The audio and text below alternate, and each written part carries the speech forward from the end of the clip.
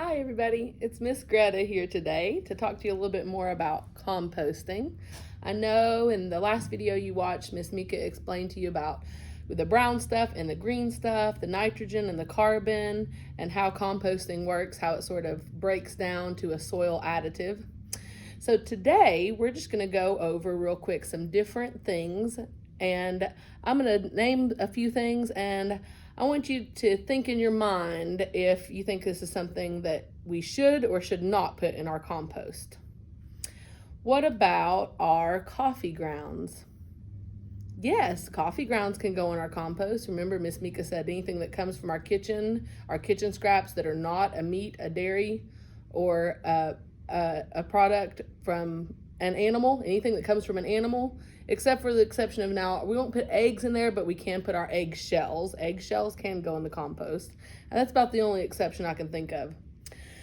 So if it comes from an animal, we're probably not going to put it in our compost. But if it comes from the earth, if it's a fruit or a vegetable that was grown in the earth, then we can put it in our compost. That's a pretty good rule that I like to use in my kitchen to decide whether or not something can be composted. If it came from the earth, it can go back into the earth. If it came from an animal, we're not going to put it into our compost, okay? Our nutshells, they can go in our compost, can't they? What about our green grass clippings? Yes, those can go in our compost.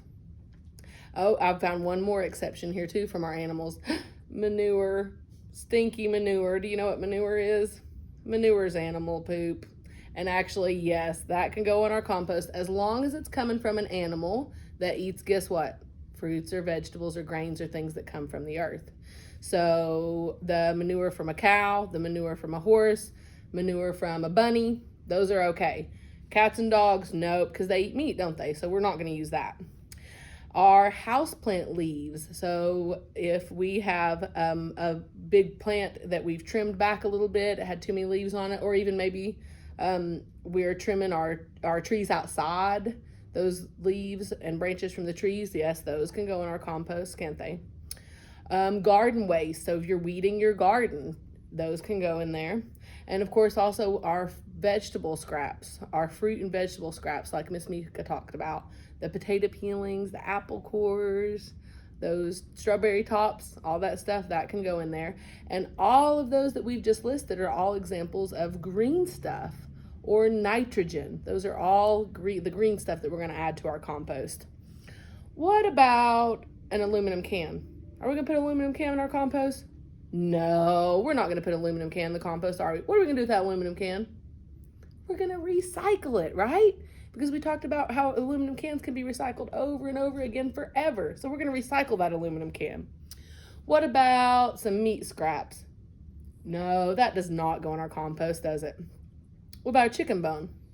No, none of that stuff goes in our compost. Those are not compostable, are they? We're not going to put any meat scraps at all, anything that comes from an animal, the dairies, the meat, oils, things like that, those are not going to go into our compost, are they? And definitely not any kind of trash or any kind of recyclables. We're going to recycle those or find ways to reuse them, or if we have to, put it in the trash to go to the landfill. Now let's talk about our carbons. This is some of our brown stuff, right? Dead leaves. So the leaves left over from fall. Can those go in our compost? Of course they can. What about like straw, like dried hay or dried grass? That can go in our compost.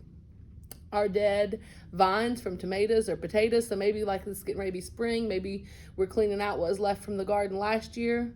All that dead stuff, if there's anything left over there, that can go add to our compost for our brown stuff. Sawdust, wood chips, even shredded paper can go into our compost. Our corn stalks from that garden, brown paper bags. And you want to be a little bit careful if we're adding paper from the house to our compost. We don't want to add anything that might have meat grease or meat drippings or things like that on it. Not just to keep our compost balanced, but so that we're not attracting the wrong kind of animals to our compost pile, right? Our coffee filters. A lot of those are compostable. Some of those, if you look closely, may have even been made from reused materials. The core from our paper towel or our toilet paper roll, those things can go into our compost. Our ashes from the wood fire. Remember in Miss Mika's bag, she had the dryer lint. That dryer lint can go in there. As long as we're balancing all our brown stuff with a good bit of green stuff, that's okay. Oh, corn cob. Everybody loves corn on the cob, don't they? I know I do. When we're all done eating that corn, that cob can go into our compost. And just twigs or, branch scrappings, things like that from our yard when we're doing our landscaping, those little sticks and twigs and things, if they're not going in the kindling pile, those can go into our compost, can't they? Okay, and now remember Miss Mika talked about how our compost pile, it needs a pretty good balance of green stuff and brown stuff, a good balance of our nitrogen and our carbon, and what else did she say it needed? It needs a little bit of water, doesn't it? It has to stay moist. And now sometimes, especially if you're just starting a new compost pile, if you have a lot of green stuff, it might already be moist enough naturally with the water that's in those fruit and vegetable scraps and things from the kitchen. But as your compost pile sits for a while, particularly in the summer, when the sun gets on it, it will start to kind of dry out. And you can tell it'll look dry, or it'll start to smell funny, or it will be real crumbly. And that's when we know we need to balance out our water or our air with it, right? So here's a new thought. Some natural things or things that we might be disposing of as waste could be added as our water element to water that dry compost, like aquarium water. Right? If we're cleaning out our fish tank and we got to pump out some of that water from there, instead of putting that down the drain, we can use a little bit of that to help to water our compost. And naturally, rain is going to happen. It's going to rain on our compost. And now sometimes if it rains a whole lot, we might want to add some more dry stuff to it when we can, some more brown stuff to keep it from getting too wet and muddy. And then when the sun is going to naturally come out, like we said, right in the summer, and it's going to dry it out. It's going to dry it out. So if we get too much sun, we're going to want to add a little bit of water, right? If we get too much water and it turns muddy, we're going to want to add some kind of dry stuff, some brown stuff to it to keep it from just becoming a mud pile there. And the different ways that we can add a little bit of air, Miss Mika talked about how hers is in a garbage pail, right? And she has holes in it, so it's already naturally getting plenty of air. But there's lots of different ways that you can build your compost pile, and if it's not already getting a lot of air, you can just stick a stick in it and mix it up a little bit. It'll work just fine. And then we can also just use anything you find around. You can use your shovel, a rake, whatever you got there, just to mix it up a little bit to make sure that it's getting a little bit of air there. And of course, our compost pile loves those little friends that live in it, like the earthworms. They get in there and they help that compost to decompose. They help our nitrogen and our carbon, our brown and our green items to decompose into that rich soil additive that we call compost. And depending on how much you add to your compost, depending on the environmental elements, whether it's rainy or sunny, what the weather is like, your compost might break down really quickly if you keep a good balance of it and everything is just right, or it might take a little bit longer for it to break down. But you know it's broken down when it'll just kind of smell like a rich earth, and it will look like, sort of like dirt. It'll look like a soil additive, like that fertilizer that you buy at Lowe's or wherever. And once you've got that, once it's all broken down and there's no more strawberry toppings and no more grass clippings or anything in there, it's all broken down, then what are you gonna do with it?